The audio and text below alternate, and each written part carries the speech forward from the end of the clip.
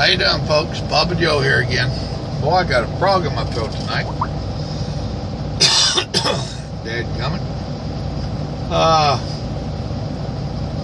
Y'all had asked for a couple road stories, so I thought about it today. And I got a couple old-time stories I'll tell you about. Now there will be a moral to the story, a lesson to it, whatever you want to call it. And I don't like just making useless videos unless it's one of my rants, and then it ain't useless. It makes me feel better. Blackfoot, Idaho. Yeah, I don't know when. It was a long time ago. Matter of fact, I was driving for Shot Farms out of Missouri. There's an old outlaw outfit, and yeah, we were a bunch of outlaws doing the stuff that they say can't be done. We were doing it. There were a lot of us doing it, not just our company. So back in outlaw days. Now back in them days, we called it bushels. They'd put your load on. It was a bulk load, and you're supposed to carry so many bushels, and it paid by so much per bushel, blah, blah, blah. Fancy way of saying weight. You know, and I'm sure it was measured farmer style in bushels, but to a truck driver, it's weight. And you had to haul so much of it for the company to really be profitable that there was a lot of times that you was overweight big time. And they would pay us, literally pay us, to dodge the scales. So we didn't have a problem with that. It was a regular occurrence for a lot of us. And yeah, DOT and all them knew it, and they would catch a few, but you know, it's kind of like the drug dealers coming out of Mexico. You know, they'll catch one or two, but 100 to get by. So if you wasn't the one getting caught, then it was a good day. But at this time, they was just starting to try to get out of paying us for dodging the scales. And there was some of us that bulk up on them. I ain't running illegal and dodging the scales for free. I ain't doing it. Oh, well, we need to. I don't care what you need. If you want me to run illegal, you're paying me to dodge the scales. And I have literally ran over halfway across the country and dodged all the scales. And I'm not the only one. So I was putting on a load of bulk potatoes up in Idaho. Old boy clumb up in there. He's about the only white guy, rest of them a bunch of Mexicans. And he walked down through my trailer, and he was marking little lines all down the side of my trailer. And I said, all right. I said, you're pretty sure of that? Oh yeah, you'd be good. Okay, well what he was doing, they was going to blow the potatoes in there, and the guy wasn't supposed to get above that line. So then when they get to the back, to the doors, they would stack sacked potatoes back there to hold them in. So old single platform scale on this farm, and I was out at a farm. It was a broker load. We didn't have cell phones and all that back then. So they got my empty weights going in, and I backed in there, and wasn't no dock or nothing. You know, you just backed in towards the barn, and they brought out a blower. And he did his marking, they commenced blowing. So after they got done, we closed my doors.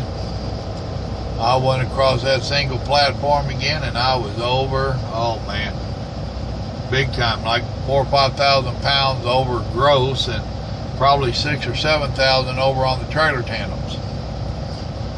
So I went and called the company. I wouldn't sign the bills. Made old Farmer Brown pretty upset. I ain't signing them. So I called the company and let them know this is what's going on. Farmer Brown ain't wanting to help me out. Said his crew done left just as fast as they got done loading me. They hauled tail. Well, call the broker. Well, I'm calling the broker, and all this is payphone stuff. Broker won't answer. So I called Punkin back. And he's like, well, I guess you just gonna have to run with it the way it is, Joe. I said, no, I ain't doing it. What's it pay me?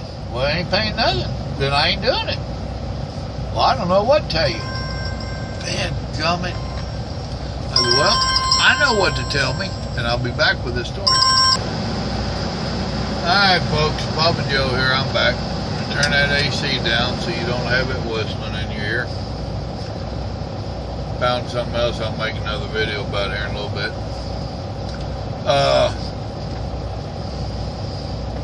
So anyway, here I am overweight. Farmer Brown's laughing about it because he thinks he's going to send out a heavy load. You know, and of course the more weight he sends out, the more he makes. Same thing with the boss man. You know, he thinks it's funny. Now we've got you under the 8 ball. Broker won't answer the call. I was a little bit hot-headed back then. If you remember in some of my videos, if you watch my Christian videos, I told you 2 of the first things God worked on me was my language and my temper. And I do have an Irish temper. So, it's calm. It ain't like I just go off ranting, raving, throwing tools and all the stupid stuff. That ain't me at all. So I went out there and I pulled the truck around and got it lined back up to that barn where I'd load the stuff up, the potatoes up. I opened my back doors. I started setting the bags of potatoes out on the side. Old Farmer Brownie comes out there and he says, what are you doing? I said, I'm fixing to get some of this weight off here. Well, how are you going to do that, driver? And I said, well, it's pretty simple. I said, I figure if I set these bags out of the way, get them out of the way, because they're going to stop my progress here. I said, I can pull up there to that road. I said, if I put it on the high side and reverse and gouge on it, I said, right before I hit your barn, I'm going to lock it up. And I said, I figure if I do that 2 or 3 times, I might get that 6,000 pounds of potatoes off back into this rascal. So then I'll put your bags back up. Well, you can't do that. And I said, yeah, I can. I think it'll work. I really do. I believe it'll work. No, you can't do that. Yeah, just get out of the way. I don't want to hit you. So I started heading up toward the truck. He wasn't liking this idea very well. I don't know why. So, hold on there, driver. All of a sudden, the crew that was gone, they rematerialized. Ain't that amazing? They come out with 2 big old 4-foot wooden crates, and they stuck them at the back. The Mexicans jumped up in there, and they started stomping potatoes out. And I said, now, how do you know what kind of weight that is? And he said, well, each one's going to be, roughly speaking, 3,000. That's what the foreman had told me. I said, all right, we'll see. So they kicked them off, restacked the bags up, closed my doors. I hit the platform scales. I went in and I seen what weights he had wrote down, and I was legal. Now I'll sign your paperwork and I'll leave. So that's how that one went. Now I was down in Florida. Now that one I was driving a little bitty old Peter car. And it was one of the old small ones. And it was like an 88 model, 379, real small sleeper on it. Now I got down to Florida and my wife was with me. I was running PetSmart freight back then, and that was some sweet freight. I can tell you stories about that one too someday. But we got down there and just off of I-10 and 75. Can't think name that dadgum town right there. We all know it. All the truckers know it. I went to pick up some cypress mulch. Been a big old W9, big old orange rascal. So it's always been one of my favorite trucks. It got repoed. Not my fault. I didn't own it. I just drove it. But I pull into this place, and it's a pretty big deal. It wasn't like that little mom and pop's farm. So I pulled in there, hit their scale, and they did have a platform scale, tri-axle. So I hit it. They got my weigh in. They told me where to go, round back, open docks back there. I mean, literally, there wasn't no walls or nothing. It's Florida. Opened my doors, I'm backed in. Hand came out there and wanted my number, so I gave him my load number. And I said, now, hand, if you would, now, it was a dry box. I said, if you would, this is a heavy old truck. I said, load it like a reefer. Driver, we know our job. Okay, enough said. So they loaded my wagon. And I pulled around there and I hit their scales. I'm over on my drives by over 2,000 pounds. Went inside. There's my scale ticket laying there. He's wanting me to sign the papers, and I said, no. Well, you got to, driver? I said, no, I don't. I said, there's no way I can get that over. I can't slide my tandems enough to get that legal. Well, driver, I said, dude, I ain't going to argue with you. I said, we either fix it or just take it all off. I don't care. And they're not used to drivers with that attitude is what the deal is. They're used to a bunch of yes men and yes sir, and these modern day drivers will do exactly what they're told. They won't question authority like they have. These people have authority. No, they don't. It's your truck. You are responsible for leaving out of there illegal. So he says, all right, pull around back. I'll let them know. And he was upset. So I pulled around back. Well, we can take one off the back here and that'd take care of you. I said, how's that going to take care of me, Hen? Well, it's 2,000 pounds. I said, I'm over on my drives, not on the trailer. Driver, we know what we're doing. Okay. So they pulled one off. Closed the doors. I hit their platform scales. Went back around there, and people are leaving now. It's quitting time. Pulled back up there, and I ain't legal. I'm under growth, but I was under growth first time. Still over on my drives. This guy's getting upset. I'm like, dude, ain't no need you getting upset with me. I tried to tell them, but y'all got attitudes around here and can't tell them nothing.